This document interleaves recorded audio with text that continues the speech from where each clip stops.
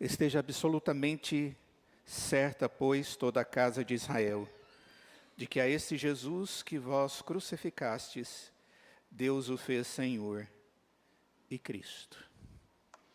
Ouvindo eles estas coisas, compungiu-se-lhes o coração e perguntaram a Pedro e aos demais apóstolos: que faremos, irmãos? Respondeu-lhes Pedro: arrependei-vos e cada um de vós seja batizado em nome de Jesus Cristo, para a remissão dos vossos pecados, e recebereis o dom do Espírito Santo. Pois para vós outros é a promessa, para vossos filhos e para todos os que ainda estão longe, isto é, para quantos o Senhor nosso Deus chamar. Com muitas outras palavras, Deus deu testemunho e exortava-os, dizendo: salvai-vos desta geração perversa. Então os que lhe aceitaram a palavra foram batizados, havendo um acréscimo naquele dia de quase 3.000 pessoas. E perseveravam na doutrina dos apóstolos, e na comunhão, no partir do pão e nas orações. Em cada alma havia temor, e muitos prodígios e sinais eram feitos por intermédio dos apóstolos. Todos os que creram estavam juntos e tinham tudo em comum. Vendiam as suas propriedades e bens, distribuindo o produto entre todos, à medida que alguém tinha necessidade. Diariamente, perseveravam unânimes no templo, partiam pão de casa em casa e tomavam as suas refeições com alegria e singeleza de coração, louvando a Deus e contando com a simpatia de todo o povo. Enquanto isso, acrescentava-lhes o Senhor dia a dia os que iam sendo salvos. Vamos orar. Senhor, te agradecemos pelo privilégio de estarmos adorando o teu nome nesse culto, exaltando ao Senhor como Deus único e verdadeiro, podendo, ó Pai, desfrutar também da comunhão com os nossos irmãos ao fazermos isso. Mas em especial agora pedimos que a tua palavra, que agora está sendo lida, possa ser exposta com fidelidade. Que o teu Santo Espírito, Pai, esteja preparando a cada um de nós, a mim na exposição dela, a cada um dos amados, no entendimento desta verdade, para que movidos, conduzidos pelo Senhor, possamos viver como o Senhor se agrada. Ó Deus, faça a tua obra em nós, abençoa a tua igreja, fortalece-nos com a tua graça, em nome de Jesus. Amém. Enquanto isso, acrescentava-lhes o Senhor, dia a dia, os que iam sendo salvos. Nesta manhã, nós estávamos estudando um pouco a respeito da obra da salvação.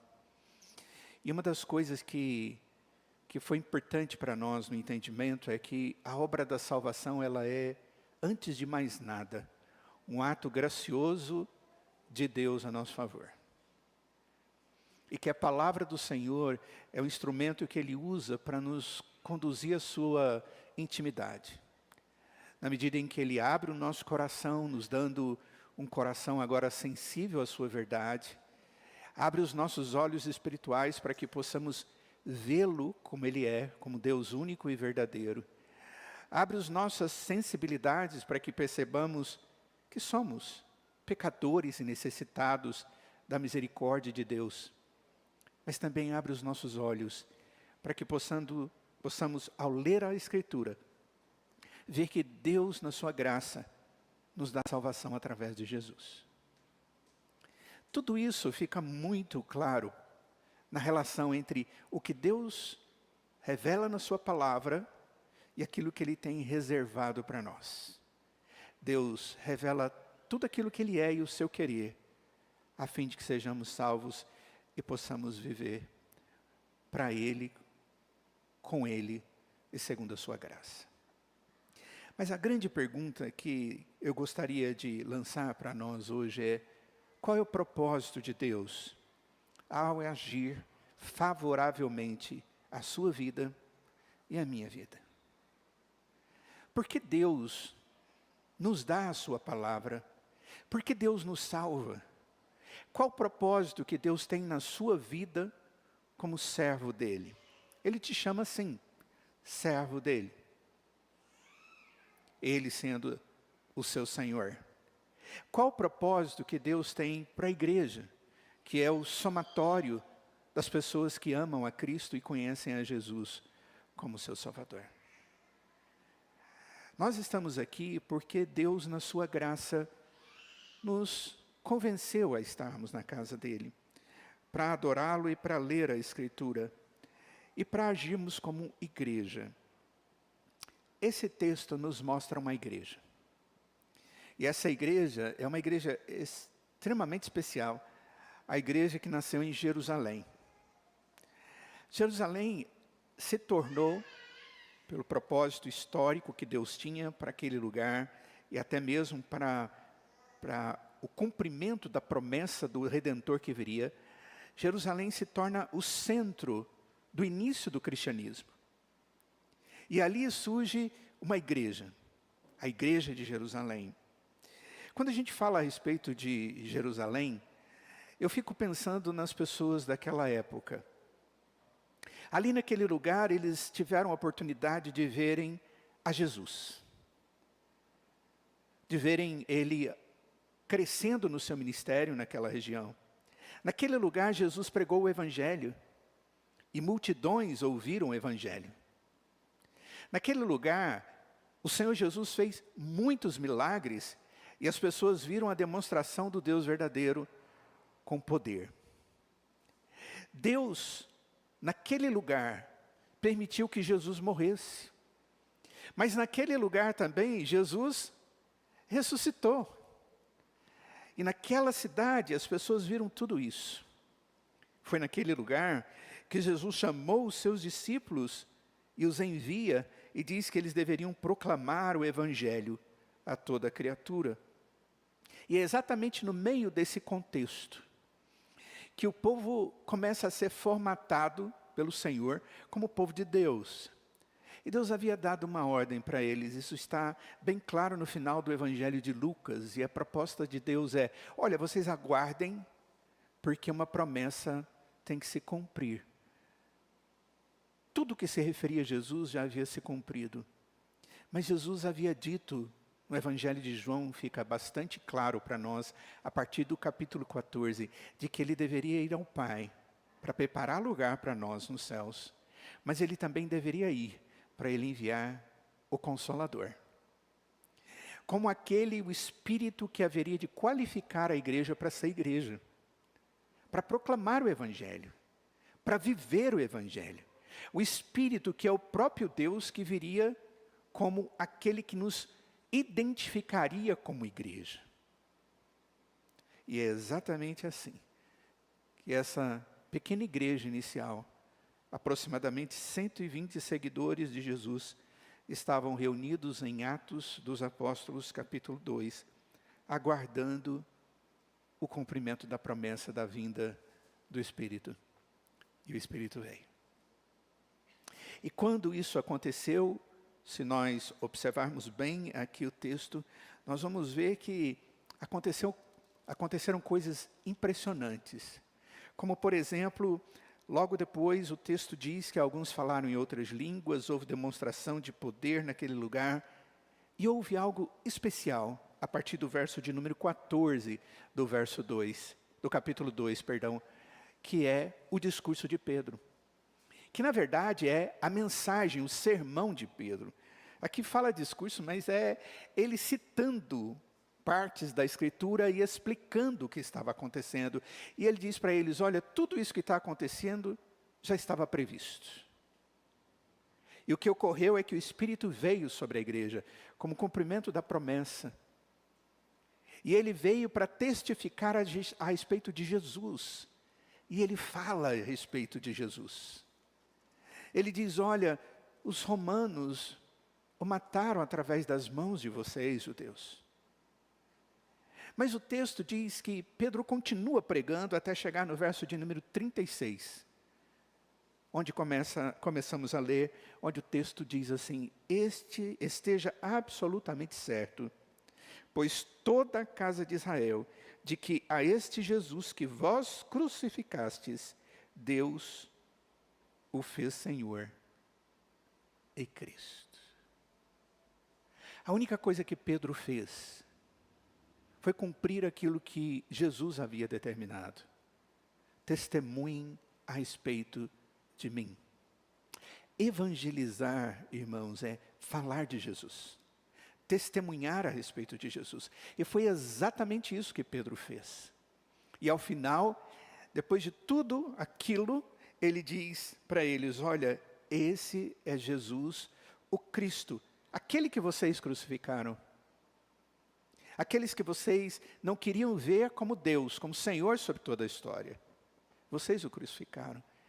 Mas o texto nos mostra que, diante disso, o coração dessas pessoas foi, a expressão no verso de número 37 é compungido o coração daquelas pessoas. E eles perguntaram aos demais apóstolos: o que nós vamos fazer? E a resposta é: arrependei-vos e cada um de vós seja batizado em nome de Jesus Cristo, e vocês vão ter o pecado de vocês remido, e vocês vão receber o Espírito Santo. E o texto diz que aquele dia, verso 41, pessoas se arrependeram dos seus pecados, pessoas creram em Jesus, e aquela igreja que tinha 120 membros, recebe 3.000 membros, de uma única vez. Tudo isso acontecendo naquele lugar que é o nascedouro da igreja, onde a história do cristianismo tem o seu início. Queridos, quando nós olhamos para esse texto, o que nós percebemos é um Deus fiel. E um Deus cumprindo todo o seu propósito de fidelidade, para também dar propósito a nós como igreja. E eu quero conduzi-los no estudo desse texto, na expectativa de reaprendermos a como vivemos como uma igreja que tem o propósito de ser fiel a Deus na proclamação do Evangelho. Vivendo como igreja, existindo como igreja. E o que significa tudo isso? Se você der uma olhada tanto no Evangelho de Lucas, quanto no livro de Atos, que foram escritos pelo mesmo autor. Foi Lucas. Lucas escreveu o Evangelho e escreve o livro histórico de Atos. Ele vai escrever o nascimento de Jesus até a sua morte e ressurreição. Depois, no livro de Atos, ele fala da ressurreição de Jesus e fala a respeito do início da igreja. Aí ele vai falar a respeito de Paulo, de Pedro, citando alguns dos apóstolos. Então, observe que os livros eles são complementares. Mas o que é mais interessante nesse texto é que eles têm uma formatação muito parecida. Por exemplo, o livro de Lucas, que é o Evangelho, ele tem o seu início apresentando a promessa do nascimento de Jesus. E Jesus nasce. Quando você vai para o livro de Atos, você vê o anúncio da promessa do nascimento da igreja, de Cristo Jesus, que teve a promessa quanto à sua vida cumprida. E o livro de Atos nos mostra uma igreja nascendo pela fidelidade de Deus. Logo depois, se você vai no Evangelho, você vê o nascimento do Senhor Jesus, ele sendo apresentado em Jerusalém como Filho de Deus, aquele que haveria de tirar o pecado do mundo. E aí nós vemos a igreja que nasceu recebendo o Espírito Santo. E esta igreja tendo a responsabilidade de proclamar aquele que tira o pecado do mundo. E assim nós vamos ver. Jesus crescia, e a Bíblia diz que ele crescia em sabedoria, em estatura, em graça. E no livro de Atos diz que a igreja crescia e contava com a simpatia de todo o povo. A mesma pessoa, movida pelo Espírito Santo de Deus, inspirado, nos traz esses dois relatos e que nos leva a visualizar que a fidelidade de Deus é que nos salva, como também a fidelidade de Deus é que faz com que a nossa vida como servos de Deus tenha sentido, tanto individualmente quanto coletivamente. O que é ser igreja? Quais são as características mais importantes que devem existir dentro de uma igreja para que ela possa ser instrumento para o crescimento do Evangelho? É tudo o que nós desejamos. Deus tem nos dado o privilégio de sermos uma igreja que tem crescido. E tudo isso acontece, você pode ter certeza, é por causa da obra de Deus no coração de cada um de nós. Toda glória, toda honra pertence ao Senhor. Mas como nós podemos ser instrumentos nas mãos de Deus para que nós possamos continuar fazendo isso e vendo todos os efeitos positivos? E o texto diz: e acrescentava-lhes o Senhor dia a dia os que iam sendo salvos. Quais são as marcas, as características dessa igreja que cresce de maneira saudável? Não segundo nós, mas segundo Deus. Observem bem, esta igreja, ela era formada por pessoas comuns. Ela não era formada por pessoas diferenciadas no sentido de que eram caracterizadas por uma religiosidade diferente dos demais. Pelo contrário, todos tinham uma característica comum. Qual a característica? Todas elas haviam reconhecido a si mesmo como pecadoras e reconhecido a Jesus Cristo como Senhor e Salvador. O texto diz que as pessoas que vieram a ser associadas à igreja, a se tornarem membros da igreja, o texto diz, eram as pessoas que se arrependeram dos seus pecados, confessaram a Jesus como Senhor e foram recebidos na igreja como membros, foram batizados. Nós sabemos muito bem que o batismo, ela é nada mais, nada menos do que uma expressão visível, através da água, de uma limpeza que ocorreu dentro do coração. O batismo é a expressão externa da nossa vida com Deus. Não é o batismo que salva, mas a fé que tenho em Jesus. Daquele sangue que purifica os meus pecados. Então observa bem que a característica de uma igreja verdadeira, de uma igreja saudável, de uma igreja que é instrumento nas mãos de Deus, é que ela é formada por pessoas que conhecem a Jesus.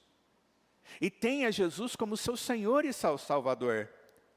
São pessoas que se arrependem dos seus pecados e se apresentam diante de Deus com humildade. Houve conversão de pessoas que foram usadas ali para transmitirem Cristo a outras pessoas. Pessoas atingidas pela palavra do Evangelho que Pedro havia pregado.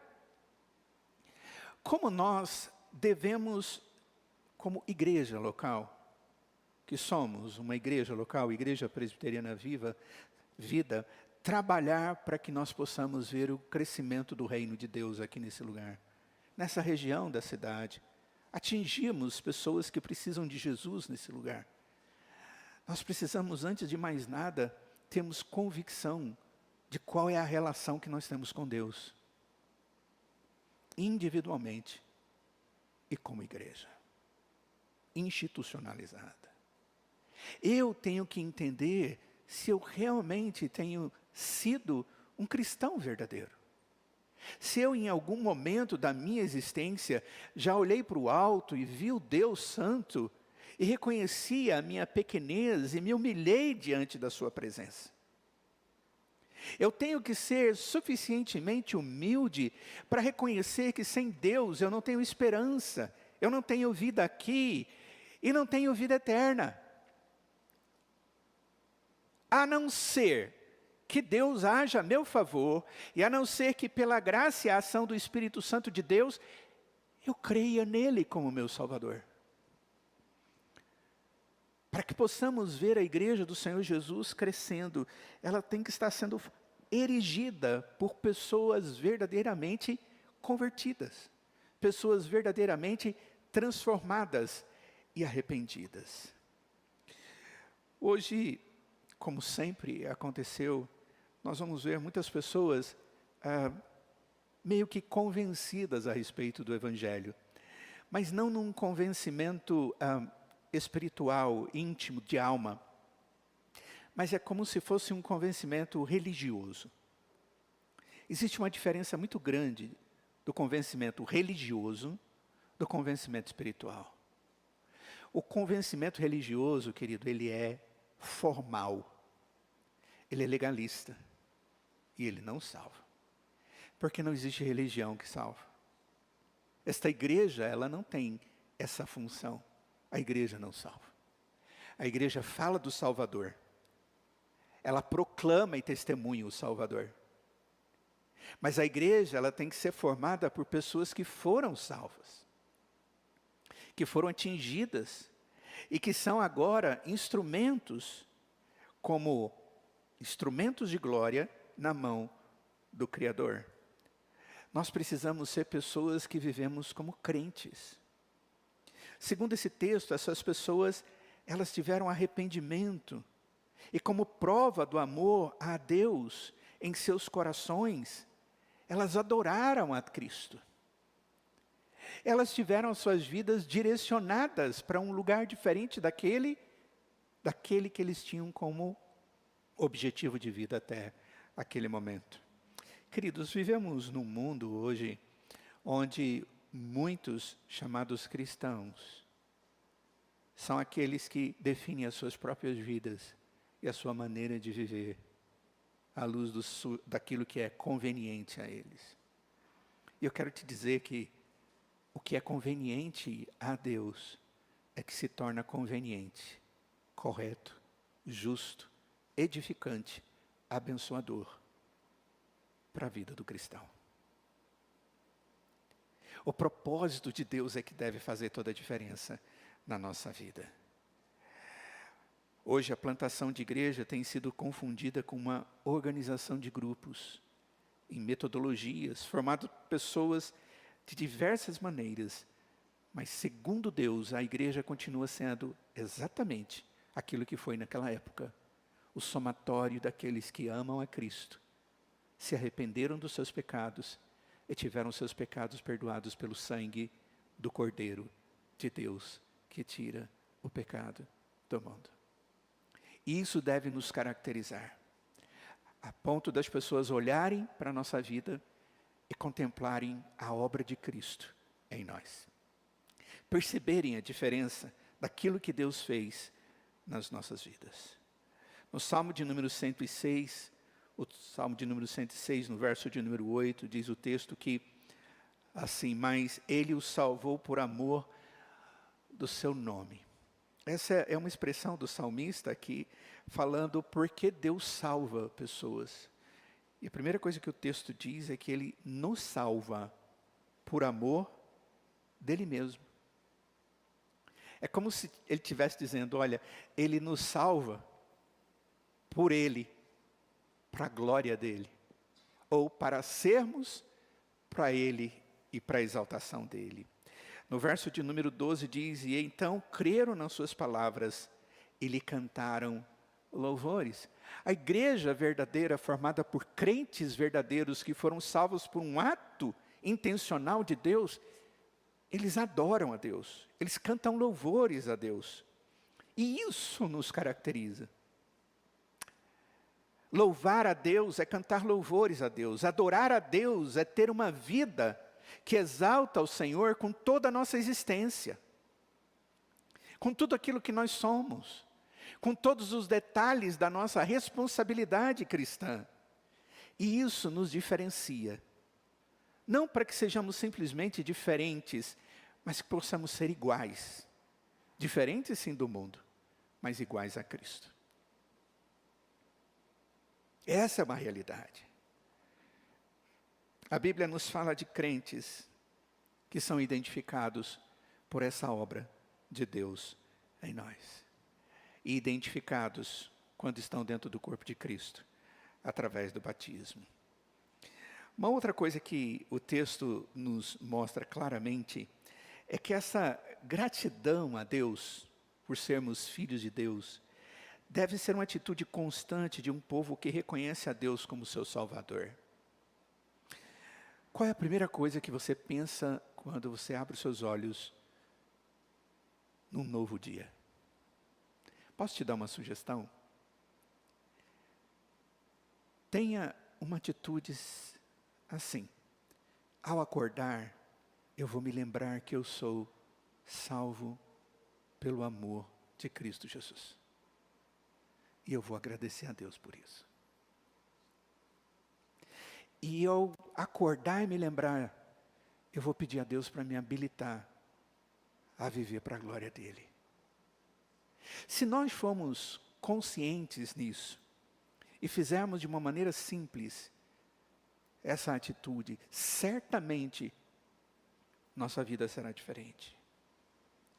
Lembre-se, o arrependimento do coração compungido na presença de Deus deve sempre estar acompanhado com o coração continuamente tratado pelo Espírito Santo, que nos leva a conhecer ainda mais e a conhecer e a viver ainda mais a palavra do Senhor. Esta é a primeira coisa que identifica-nos como igreja e que Deus usa para o crescimento. A segunda coisa que o texto nos mostra é que essa igreja, ela tem uma dedicação como igreja. Esses crentes, eles tinham uma dedicação tanto na defesa do Evangelho, quanto na vivência do Evangelho, quanto nos ensinamentos que eles aprenderam dos apóstolos. O texto diz aí em Atos capítulo de número 2, que essa igreja primitiva, fundada como resultado do ensinamento direto dos apóstolos, era uma igreja que ela tinha tudo em comum. Observem bem no verso 42, eles perseveravam na doutrina dos apóstolos, na comunhão, no partir do pão e nas orações. Em cada alma havia temor, e muitos prodígios e sinais eram feitos por intermédio dos apóstolos. Muita dedicação desses amados. Dedicação que também se refletia na relação deles uns com os outros. Mas o que fica muito claro aqui é que eles perseveravam na doutrina dos apóstolos. O que significa a doutrina dos apóstolos? Segundo o próprio apóstolo Paulo, em Efésios capítulo 2, a igreja verdadeira do Senhor, ela é edificada sobre a doutrina dos profetas e dos apóstolos, dando-nos entendimento de que a verdade de Deus que foi revelada no Antigo Testamento e a verdade de Deus que foi revelada no Novo Testamento é uma verdade que nós precisamos considerar, porque é sobre ela que nós vivemos. É sobre ela que nós edificamos a vida espiritual. Então, quando Paulo, em Atos capítulo 20, fala para a igreja, dizendo sobre o seu ministério apostólico, ele diz para os irmãos, olha, eu nunca deixei de anunciar para vocês todo o desígnio de Deus. Então, como apóstolo, o que ele ensinava era uma doutrina dos apóstolos, mas que nada mais, nada menos era do que o propósito de Deus. Então, quando a Escritura diz que a igreja era zelosa por isso, eles eram zelosos por Deus e a vontade de Deus, pelo ensinamento que Deus traz na sua própria palavra. Isso nos caracteriza. Ou isso deve caracterizar a igreja que cresce e proclama o Evangelho de maneira eficaz. A vida da igreja do Senhor Jesus, ela é marcada pela atitude relevante desta igreja, a partir daquilo que ela aprende no estudo da palavra. A igreja, ela deve ser bíblica, ela deve ser cristocêntrica, ela tem uma autoridade que não é dela, mas é de Deus, e quando ela fala da verdade de Deus, essa autoridade está sobre ela, e é uma igreja que tem o propósito de ser fiel a esse Deus que se revelou na sua palavra. Essa característica, irmãos, ela é algo que depende de nós. É claro que é Deus que nos habilita para isso, que nos qualifica para isso. Mas Ele deseja de nós esta fidelidade. Ele deseja de nós vivenciarmos. E o texto diz que eles perseveravam. Eles se mantinham. É como se você tivesse em algum momento a necessidade de parar e dizer, peraí, eu estou indo no lugar certo, para o caminho correto. A minha decisão tem a ver com aquilo que é o princípio dos apóstolos e dos profetas. E eu chego à conclusão, estou, ótimo, eu continuo.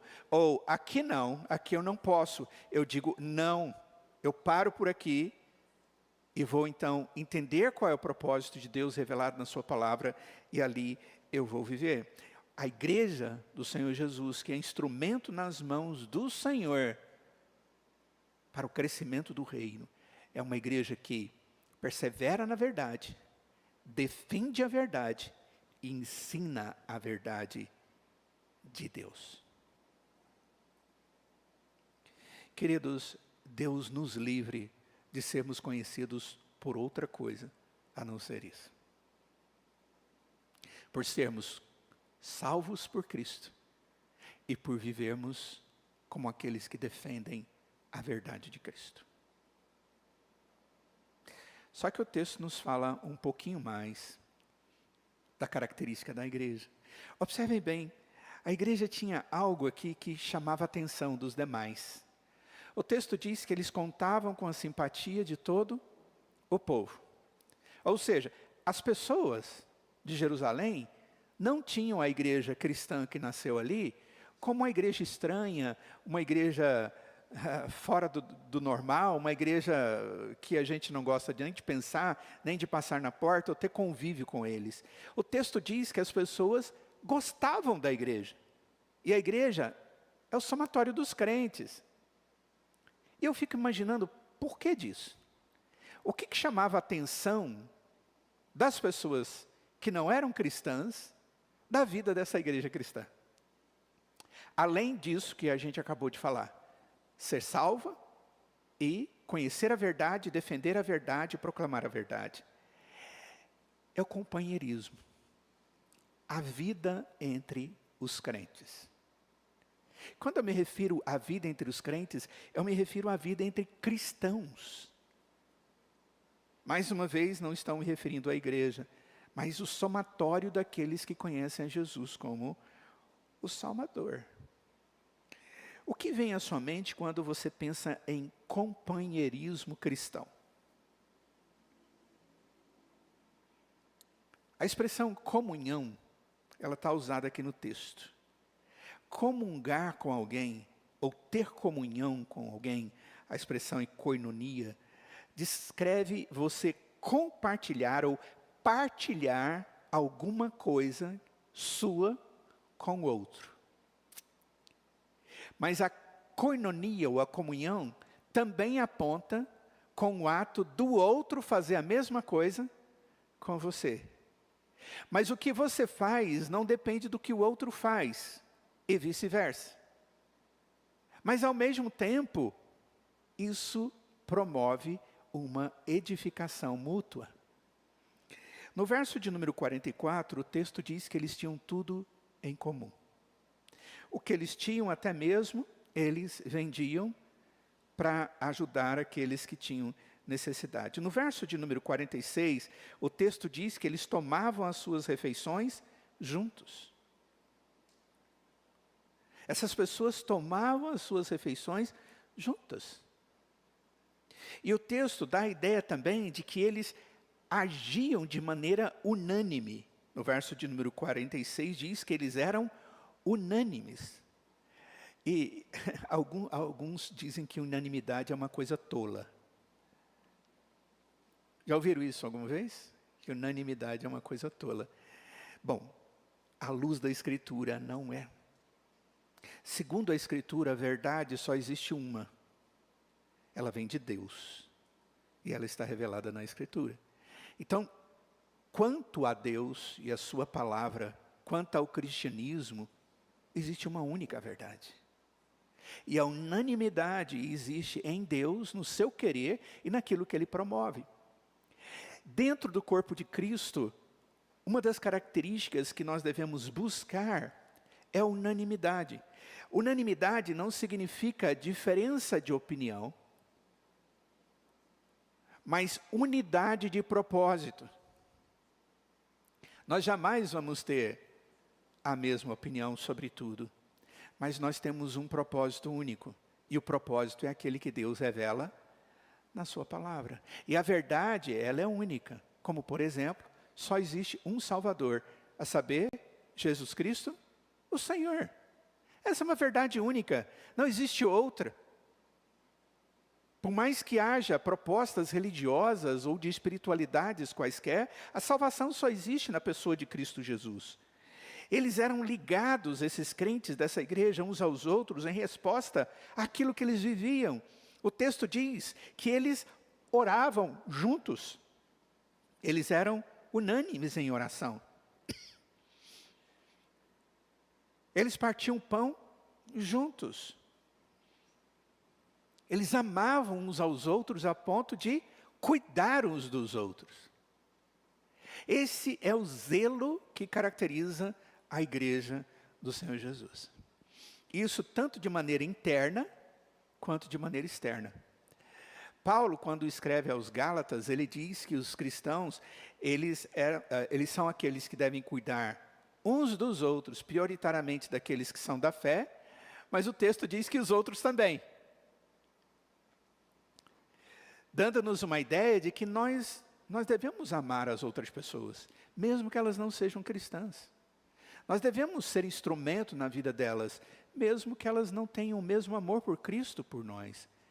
Mas o texto bíblico nos dá a ideia de que a igreja, ela tem um zelo uns pelos outros, porque nós temos algo em comum que nos diferencia de todos. Cristo Jesus, o nosso Salvador. Eles eram ligados nas orações. E eles faziam isso porque eles tinham necessidades. E eles sabiam das necessidades uns dos outros. Quando o Senhor Jesus ora pela igreja, em João capítulo 17, na oração que é conhecida como oração intercessória ou oração sacerdotal, Jesus diz as seguintes palavras para o Pai: Pai,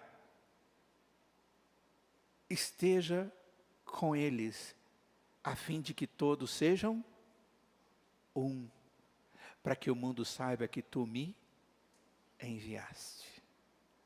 Olha só, Jesus pede ao Pai para gerar unidade no corpo de Cristo, para que quando o mundo olhasse para a igreja, pudesse ver essa unidade da igreja e pudesse reconhecer que Jesus veio e que essa igreja existia por causa de Jesus.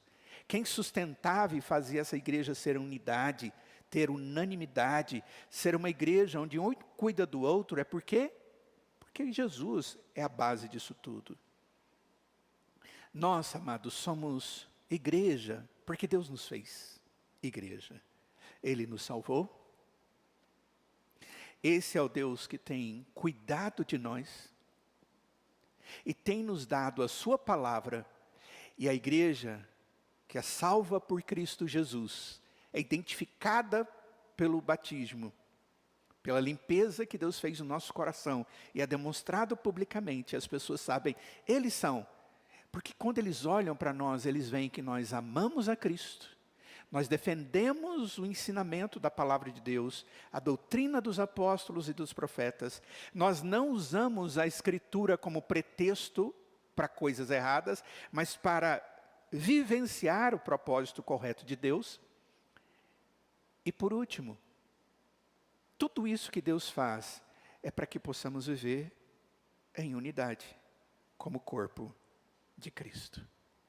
Essa linguagem de companheirismo cristão, de mutualidade cristã, ela é fundamental para nós. Nós vivemos no mundo do desconfiar um do outro, do desconfiômetro. Eu não sei como tratar isso de uma maneira mais delongada, e não vou fazê-lo, mas como a gente desconfia uns dos outros. A gente sempre fica com um pezinho atrás. A gente não sabe o que vem lá na frente. Eu vou entregar alguma coisa minha para alguém consertar, e eu fico pensando se esse alguém é confiável. Eu vou entregar meu filho na sala de aula e eu fico primeiro querendo saber quem é esse que está cuidando do meu filho. Aí você diz, mas não existe nada errado nisso, porque o homem é pecador. Eu sei, só que a igreja do Senhor Jesus, ela não deve ser caracterizada por isso. A igreja do Senhor Jesus, ela tem que ser caracterizada por aqueles que vivem o companheirismo, sem nenhuma preocupação, porque o mesmo Deus que está agindo na minha vida e me transformando, é o Deus que está transformando a vida do outro, e nós trabalhamos juntos, edificando um ao outro e glorificando a Deus com aquilo que Ele tem feito em nós. E esse texto diz que esta igreja era uma igreja que partia o pão de casa em casa. Esse texto, alguns estudiosos dizem que está se referindo à ceia do Senhor, mas há uma possibilidade de ser, mas há uma possibilidade também de ser o compartilhar do alimento uns com os outros. Vocês conhecem uma das melhores formas de você fazer amizade com as pessoas? Chame elas ou leve-as na sua casa para comer um lanche à tarde. Ou um lanche da manhã, ou alguma coisa assim. Se existe um lugar legal para você fazer amizade, é na mesa. Sabiam disso? É um lugar de conversa, é um lugar de tranquilidade. E, se possível, na cozinha. É muito interessante isso. Eu trabalhei no interior. Eu fui pastor de uma igreja do interior. E uma coisa que me chamava muita atenção é que, normalmente, a gente entrava na casa das pessoas no interior, não era pela porta da frente, era pela porta lateral ou do fundo. A gente já entrava direto na cozinha. Era muito comum isso. E uma coisa que acontecia, a gente entrava na porta dos fundos e conversava, e a primeira coisa que vinha era o cafezinho. Eu tive que aprender a tomar café, gente. E aquilo não é coisas fáceis para quem não tem o hábito de fazê-lo. Eu sei que existe umas Isadoras na vida que adoram café, né? Que toma bastante, mas eu não era essa pessoa. Mas as pessoas não estavam nem um pouquinho preocupadas, porque elas queriam que você se sentisse bem nas suas casas. E isso significava cafezinho. Não é? Eu só estou dando exemplo. Existem tantas maneiras da gente compreender essa convivência, essa comunhão. Quando o texto aqui está falando do partir do pão, o texto pode estar falando de uma comunhão espiritual, e aí aponta para a Santa Ceia, como o texto pode estar falando de uma comunhão da intimidade de casa, onde eu tomo o alimento que existe dentro daquela casa. Eu não sei quantos de vocês já teve a oportunidade de tomar um cafezinho num copinho de massa de tomate. Só que não é copinho de vidro. Era daqueles de metal.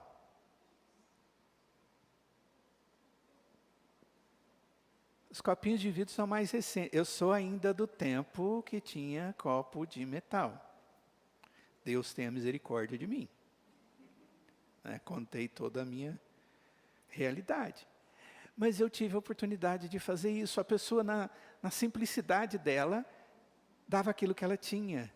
E como era legal ver alguém me recebendo e dando aquilo que ela tinha. A igreja do Senhor Jesus, ela tem isso. Mas olhando para o lado espiritual desse partir do pão.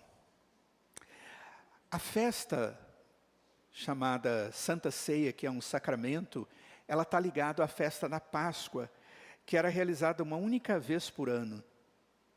E quando Jesus determina aos seus discípulos para que façam a ceia, apontando para o mesmo que houve lá na Páscoa, ele disse que deveríamos fazê-lo como igreja até que ele voltasse.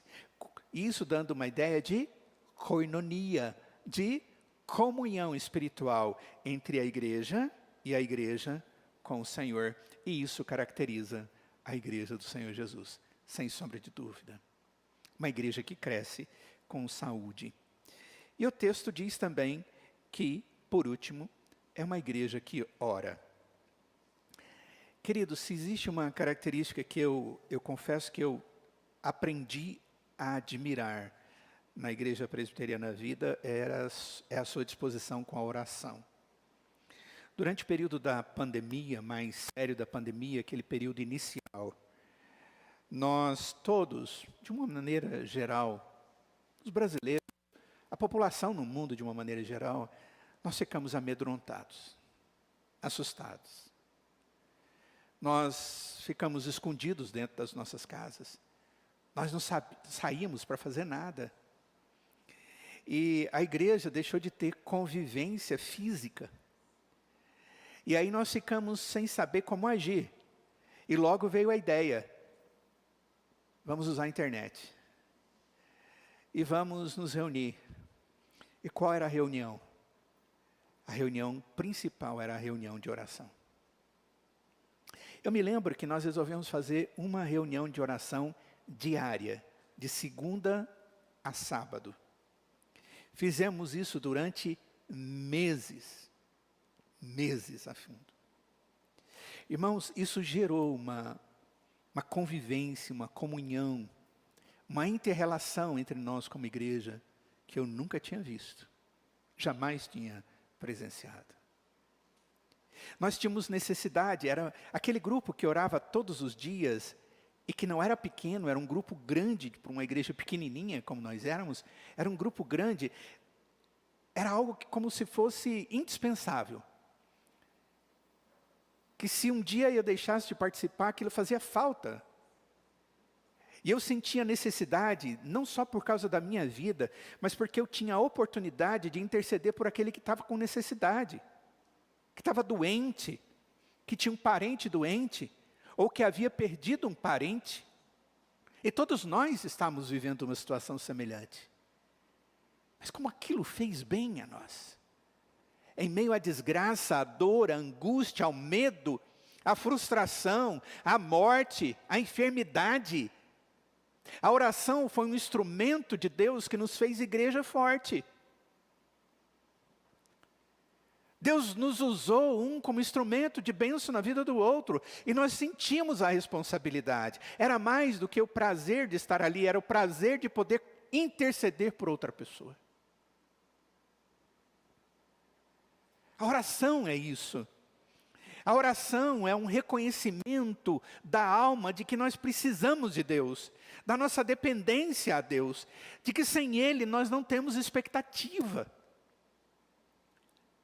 A igreja saudável, que cresce, é uma igreja que depende de Deus. E que demonstra essa dependência através daquilo que Deus quer que nós reconheçamos e usemos como demonstração de dependência, através das nossas orações.